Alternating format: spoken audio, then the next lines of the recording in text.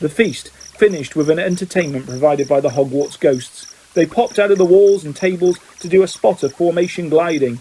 Nearly Headless Nick, the Gryffindor ghost, had a great success with a reenactment of his own botched-headed beheading. It had been such a good evening that Harry's good mood couldn't even be spoiled by Malfoy, who shouted through the crowd as they all left the hall, "The Dementors send their love, Potter!" Harry, Ron and Hermione followed the rest of the Gryffindors along the usual path to Gryffindor Tower, but when they reached the corridor, which ended with the portrait of the fat lady, they found it jammed with students. "Why isn't anyone going in?" said Ron curiously. Harry peered over the heads in front of him. The portrait seemed to be closed. "Let me through, please," came Percy's voice, and he came bustling importantly through the crowd. "What's the hold up here? You can't all have forgotten the password. Excuse me, I'm head boy." And then a silence fell over the crowd, from the front first, so that a chill seemed to spread down the corridor. They heard Percy say, in a suddenly sharp voice, "Somebody get Professor Dumbledore, quick!" People's heads turned. Those at the back were standing on tiptoe. "What's going on?" said Ginny, who had just arrived. Next moment, Professor Dumbledore was there, sweeping towards the portrait. The Gryffindors squeezed together to let him through, and Harry, Ron and Hermione moved closer to see what the trouble was. "Oh my!" Hermione exclaimed, and grabbed Harry's arm. The fat lady had vanished from her portrait, which had been slashed so viciously that strips of canvas littered the floor. Great chunks of it had been torn away completely. Dumbledore took one quick look at the ruined painting and turned, his eyes sombre, to see Professor McGonagall, Lupin and Snape hurrying towards him. "We need to find her," said Dumbledore. "Professor McGonagall, please go to Mr. Filch at once and tell him to search every painting in the castle for the fat lady." "You'll be lucky," said a cackling voice. It was Peeves the poltergeist, bobbing over the crowd and looking delighted, as he always did, at the sight of wreckage or worry. "What do you mean, Peeves?" said Dumbledore calmly, and Peeves' grin faded a little. He didn't dare taunt Dumbledore. Instead, he adopted an oily voice that was no better than his cackle. "Ashamed, your headship, sir. Doesn't want to be seen. She's a horrible mess. Saw her running through the landscape up on the 4th floor, sir, dodging between the trees, crying something dreadful," he said happily. "Poor thing," he added unconvincingly. "Did she say who did it?" said Dumbledore quietly. "Oh yes, Professor Head," said Peeves, with the air of one cradling a large bombshell in his arms. "He got very angry when she wouldn't let him in, you see." Peeves flipped over and grinned at Dumbledore from between his own legs. "Nasty temper he's got, that Sirius Black." Professor Dumbledore set all the Gryffindors back to the Great Hall, where they were joined 10 minutes later by the students from Hufflepuff, Ravenclaw and Slytherin, who all looked extremely confused. "The teachers and I need to conduct a thorough search of the castle," Professor Dumbledore told them, as Professors McGonagall and Flitwick closed all doors into the hall. "I'm afraid that, for your own safety, you will have to spend the night here. I want the prefects to stand guard over the entrances to the hall, and I am leaving the head boy and girl in charge. Any disturbance should be reported to me immediately," he added to Percy, who was looking immensely proud and important. "Send word with one of the ghosts." Professor Dumbledore paused, about to leave the hall, and said, "Oh, yes, you'll be needing." One casual wave of his wand, and the long tables flew to the edges of the hall and stood themselves against the walls. Another wave, and the floor was covered with hundreds of squashy purple sleeping bags. "Sleep well," said Professor Dumbledore, closing the door behind him. The hall immediately began to buzz excitedly. The Gryffindors were telling the rest of the school what had just happened. "Everyone into their sleeping bags," shouted Percy. "Come on now, no more talking, lights out in 10 minutes. "Come on," Ron said to Harry and Hermione. They seized 3 sleeping bags and dragged them into a corner. "Do you think Black's still in the castle?" Hermione whispered anxiously. "Dumbledore obviously thinks he might be," said Ron. "It's very lucky he picked tonight, you know," said Hermione, as they climbed fully dressed into their sleeping bags and propped themselves on their elbows to talk. "The one night we weren't in the tower. I reckon he's lost track of time, being on the run," said Ron. "Didn't realise it was Halloween. Otherwise, he'd have come bursting in here." Hermione shuddered. All around them, people were asking each other the same question. How did he get in? "Maybe he knows how to apparate," said a Ravenclaw a few feet away. "Just appear out of thin air, you know." "Disguised himself, probably," said a Hufflepuff 5th year. "He could have flown in," suggested Dean Thomas. "Honestly, am I the only person who's ever bothered to read Hogwarts or history?" said Hermione crossly to Harry and Ron. "Probably," said Ron. "Why?" "Because the castle's protected by more than walls, you know," said Hermione. There are all sorts of enchantments on it, to stop people entering by stealth. You can't just apparate in here, and I'd like to see the disguise that could fool those Dementors. They're guarding every single entrance to the grounds. They'd have seen him fly in too, and Filch knows all the secret passages. They'll have them covered. The lights are going out now, Percy shouted. I want everyone in their sleeping bags and no more talking. The candles all went out at once. The only light now came from the silvery ghosts who were drifting about, talking seriously to the prefects, and the enchanted ceiling, which, like the sky outside, was scattered with stars. What with that, and the whispering that still filled the hall, Harry felt as though he was sleeping outdoors in a light wind. Once every hour a teacher would appear in the hall to check that everything was quiet. Around 3 in the morning, when many students had finally fallen asleep, Professor Dumbledore came in. Harry watched him looking around for Percy, who had been prowling between the sleeping bags, telling people off for talking. Percy was only a short way away from Harry, Ron and Hermione, who quickly pretended to be asleep as Dumbledore's footsteps drew nearer. Any sign of him, Professor? Asked Percy in a whisper. No. All well here. Everything under control, sir? Good. There's no point moving them all now. I've found a temporary guardian for the Gryffindor portrait hole. You'll be able to move them back in tomorrow. And the fat lady, sir? Hiding in a map of Argyllshire on the 2nd floor. Apparently she refused to let Black in without the password, so he attacked. She's still very distressed, but once she's calmed down, I'll have Mr. Filch restore her. Harry heard the door of the hall crack open again, and more footsteps. Headmaster? It was Snape.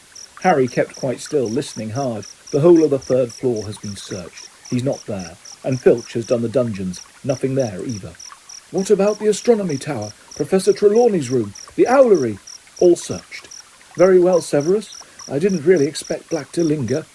Have you any theory as to how he got in, Professor? Asked Snape. Harry raised his head very slightly off his arms to free his other ear. Many, Severus. Each of them as unlikely as the next. Harry opened his eyes a fraction and squinted up to where they stood. Dumbledore's back was to him, but he could see Percy's face, rapt with attention, and Snape's profile, which looked angry.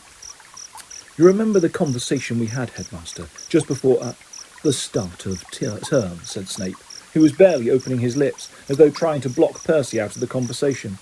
I do, Severus, said Dumbledore, and there was something like warning in his voice. It seems almost impossible that Black could have entered the school without inside help. I did express my concerns when you appointed.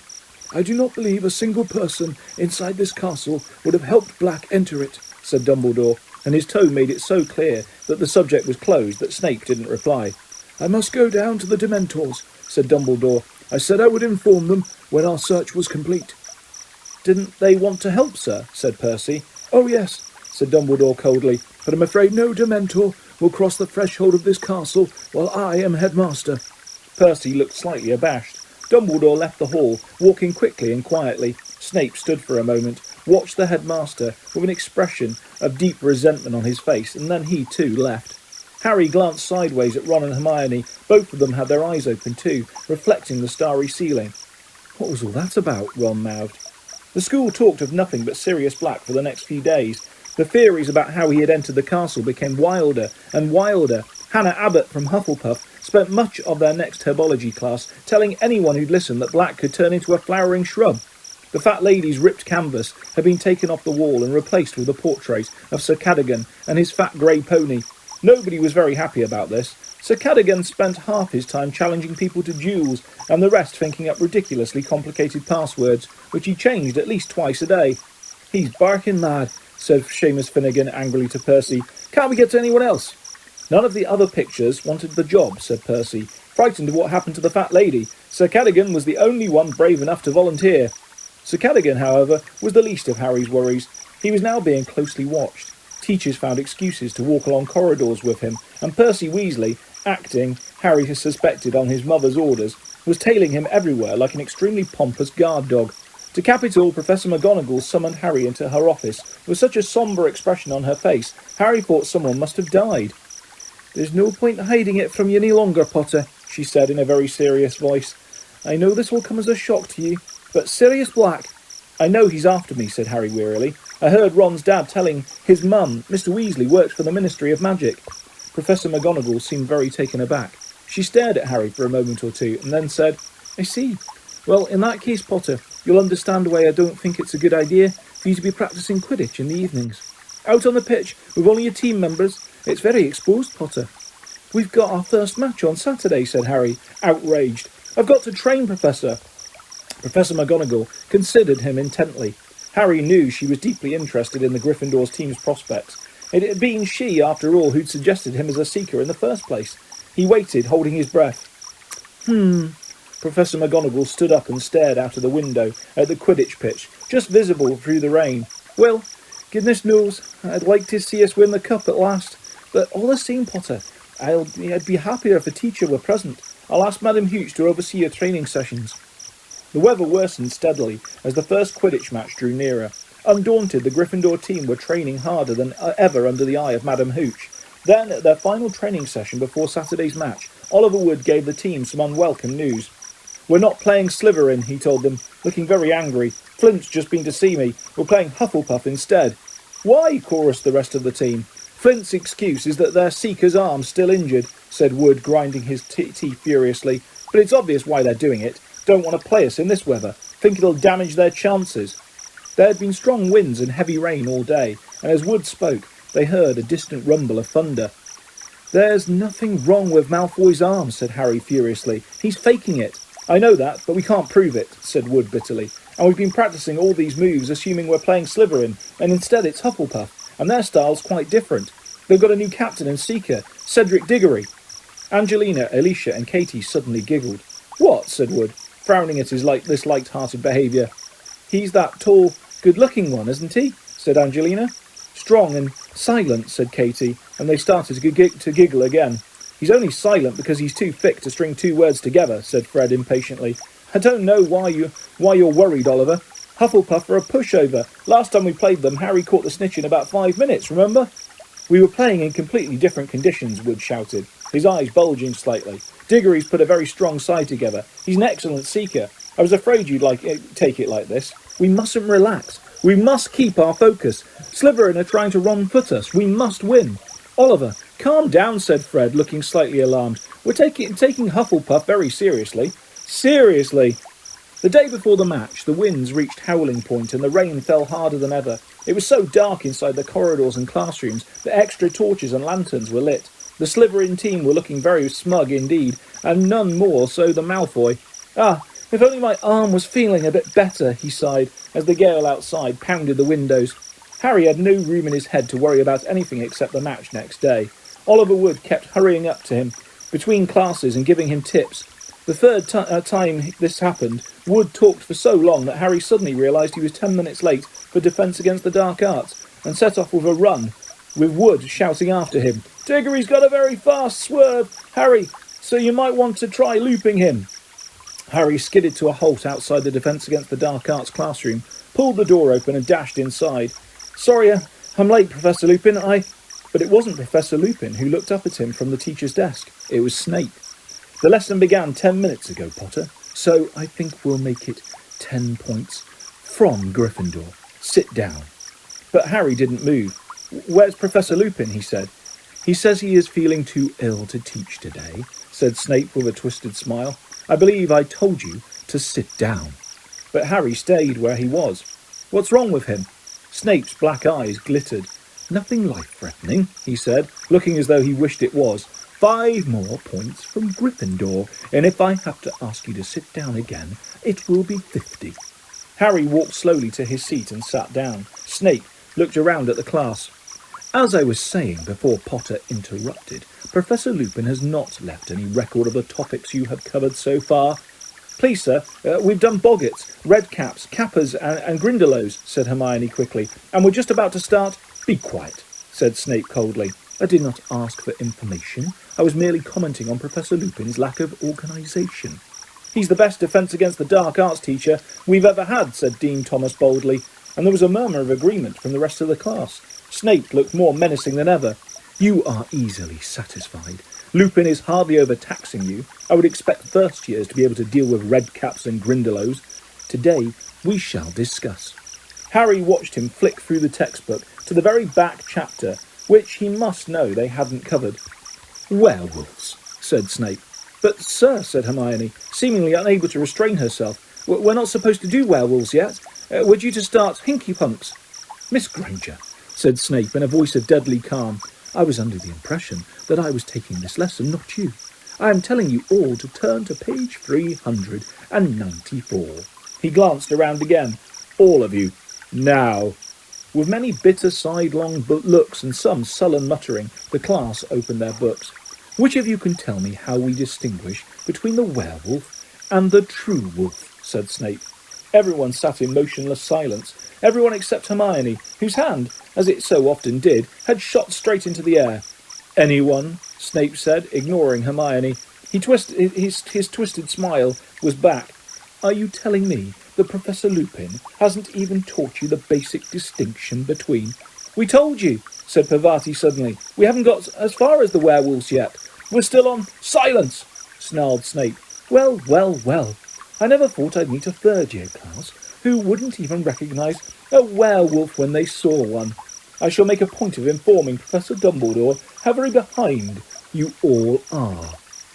"Please, sir," said Hermione, whose hand was still in the air. "The werewolf differs from the true wolf in several small ways. The snout of the werewolf—" "That is the second time you have spoken out of turn, Miss Granger," said Snape coolly. 5 more points from Gryffindor for being an insufferable know-it-all." Hermione went very red, put down her hand, and stared at the floor with her eyes full of tears. It was a mark of how much the class loathed Snape that they were all glaring at him, because every one of them had called Hermione a know-it-all at least once, and Ron, who told Hermione she was a know-it-all at least twice a week, said loudly, "You asked us a question, and she knows the answer. Why ask if you don't want to be told?" The class knew instantly he'd gone too far. Snape advanced on Ron slowly, and the room held its breath. "Detention, Weasley," Snape said silkily, his face very close to Ron's, "and if I ever hear you criticise the way I teach a class again, you will be very sorry indeed." No one made a sound throughout the rest of the lesson. They sat and made notes on werewolves from the textbook, while Snape prowled up and down the rows of desks, examining the work they had been doing with Professor Lupin. "Very poorly explained. That is incorrect. The kappa is more commonly found in Mongolia. Professor Lupin gave this 8 out of 10. I wouldn't have given it 3. When the bell rang at last, Snape held them back. "You will each write an essay to be handed in to me on the ways you recognise and kill werewolves. I want 2 rolls of parchment on the subject, and I want them by Monday morning. It is time somebody took this class in hand. Weasley, stay behind. We need to arrange your detention." Harry and Hermione left the room with the rest of the class, who waited until they were all out of earshot, and then burst into a furious tirade about Snape. "Snape's never been like this with any of the other Defence Against the Dark Arts teachers, even if he did want the job," Harry said to Hermione. "Why has he got it in for Lupin? Do you think this is all because of the boggart?" "I don't know," said Hermione pensively, "but I really hope Professor Lupin gets better soon." Ron caught up with them 5 minutes later in a towering rage. "Do you know what that—" He called Snape something that made Hermione say, "Ron, is making me do. I've got to scrub out the bedpans in the hospital wing without magic." He was breathing deeply, his fists clenched. "Why couldn't Black have hidden in Snape's office, eh? Could have finished him off for us." Harry woke extremely early next morning, so early that it was still dark. For a moment he thought the roaring of the wind had woken him. Then he felt a cold breeze on the back of his neck and sat bolt upright. Peeves, the poltergeist, had been floating next to him, blowing hard in his ear. "What did you do that for?" said Harry furiously. Peeves puffed out his cheeks, blew hard and zoomed backwards out of the room, cackling. Harry fumbled for his alarm clock and looked at it. It was 4:30. Cursing Peeves, he rolled over and tried to get back to sleep, but it was very difficult. Now he was awake, so to ignore the sounds of the thunder rumbling overhead, the pounding of the wind against the castle walls and the distant creaking of the trees in the forbidden forest. In a few hours he would be out on the Quidditch pitch, battling through that gale. Finally he gave up any thought of more sleep, got up, dressed, picked up his Nimbus 2000 and walked quietly out of the dormitory. As Harry opened the door, something brushed against his leg. He bent down just in time to grab Crookshanks by the end of his bushy tail and drag him outside. "You know, I reckon Ron was right about you," Harry told Crookshanks suspiciously. "There are plenty of mice around this place. Go and chase them, go on," he added, nudging Crookshanks down the spiral staircase with his foot. "Leave Scabbers alone." The noise of the storm was even louder in the common room. Harry knew better than to think the match would be cancelled. Quidditch matches weren't called off for trifles such as thunderstorms. Nevertheless, he was starting to feel very apprehensive.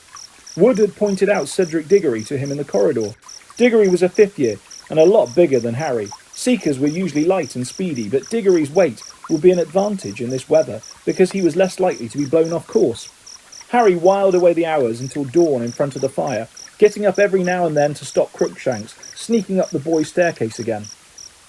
At long last, Harry thought it must be time for breakfast, so he headed through the portrait hole alone. "Stand and fight, you mangy cur!" yelled Sir Cadogan. "Oh, shut up," Harry yawned.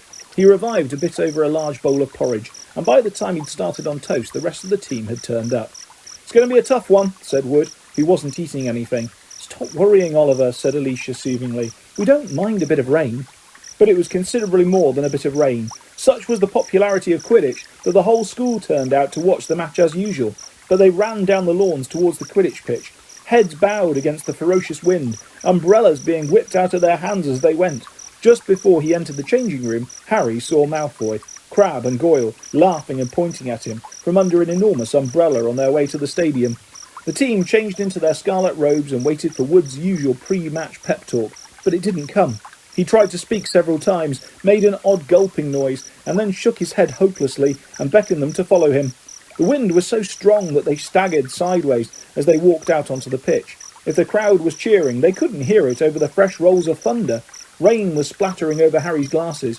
How on earth was he going to see the snitch in this? The Hufflepuffs were approaching from the opposite side of the pitch, wearing canary yellow robes. The captains walked up to each other and shook hands. Diggory smiled at Wood, but Wood now looked as though he had lockjaw and merely nodded. Harry saw Madam Hooch's mouth form the words, "Mount your brooms!" He pulled his right foot out of the mud with a squelch and swung it over his Nimbus 2000. Madam Hooch put her whistle to her lips and gave it a blast that sounded shrill and distant. They were off. Harry rose fast, but his Nimbus was swerving slightly with the wind. He held it as steady as he could and turned, squinting into the rain. Within 5 minutes, Harry was soaked to his skin and frozen, hardly able to see his teammates, let alone the tiny snitch. He flew backwards and forwards across the pitch, past blurred red and yellow shapes, with no idea of what was happening in the rest of the game. He couldn't hear the commentary over the wind. The crowd was hidden beneath a sea of cloaks and battered umbrellas. Twice Harry came very close to being unseated by a bludger. His vision was so clouded by the rain on his glasses, he hadn't seen them coming. He lost track of time. It was getting harder and harder to hold his broom straight. The sky was getting darker, as though night had decided to come early. Twice Harry nearly hit another player, without knowing whether it was a teammate or opponent. Everyone was now so wet, and the rain so thick, he could hardly tell them apart. With the first flash of lightning came the sound of Madam Hooch's whistle. Harry could just see the outline of Wood through the thick rain, gesturing him to the ground. The whole team splashed down into the mud. "I called for time out," Wood roared at his team. "Come on, under here." They huddled at the edge of the pitch, under a large umbrella. Harry took off his glasses and wiped them hurriedly on his robes. "What's the score?" "We're 50 points up," said Wood, "but unless we get the snitch soon, we'll be playing into the night." "I've got no chance with these on," Harry said exasperatedly, waving his glasses. At that very moment, Hermione appeared at his shoulder. She was holding her cloak over her head and was, inexplicably, beaming. "I've had an idea, Harry. Give me your glasses, quick." He handed them to her, and as the team watched in amazement, Hermione tapped them with her wand and said, "Impervious." "There," she said, handing them back to Harry. "They'll repel water." Wood looked as though he could have kissed her. "Brilliant," he called hoarsely after her, and she disappeared into the crowd. "Okay, team, let's go for it." Hermione's spell had done the trick. Harry was still numb with cold, still wetter than he'd ever been in his life, but he could see.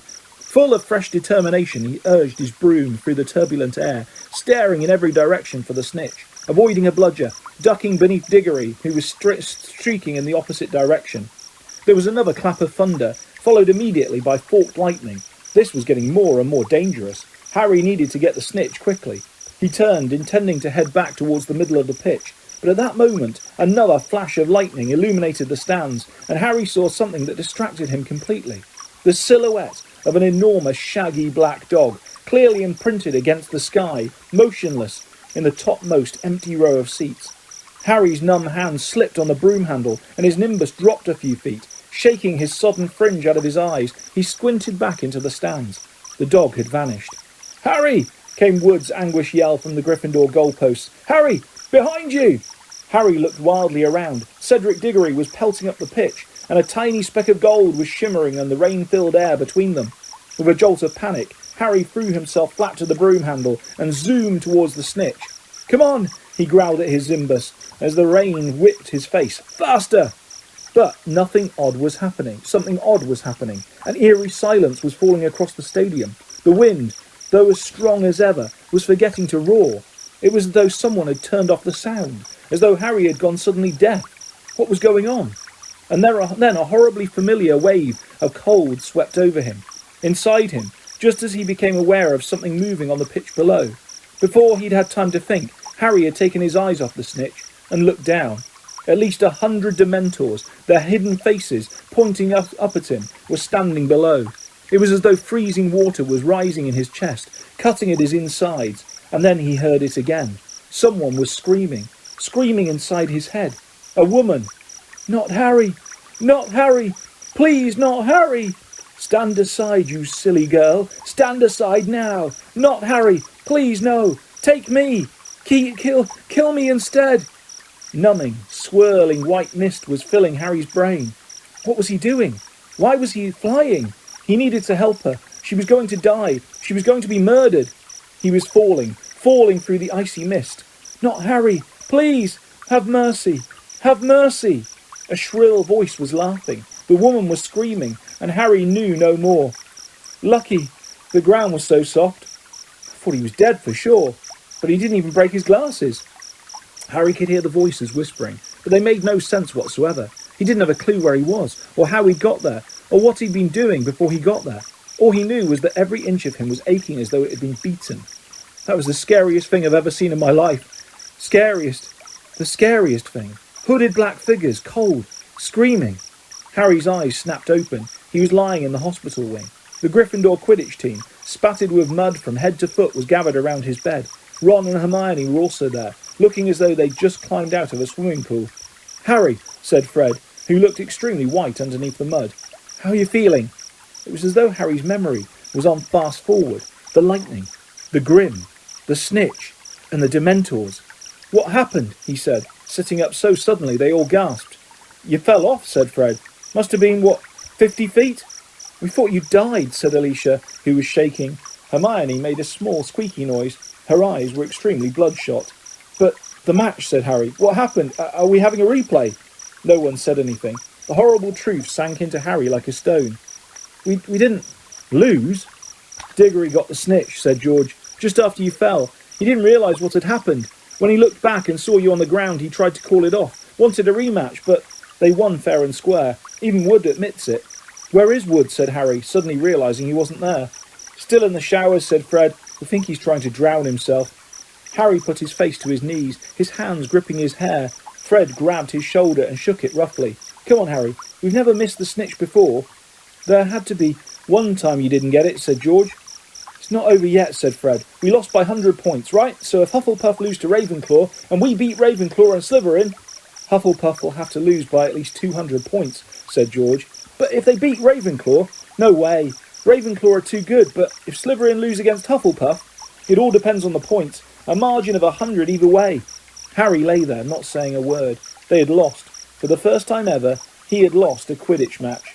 After 10 minutes or so, Madame Pomfrey came over to tell the team to leave him in peace.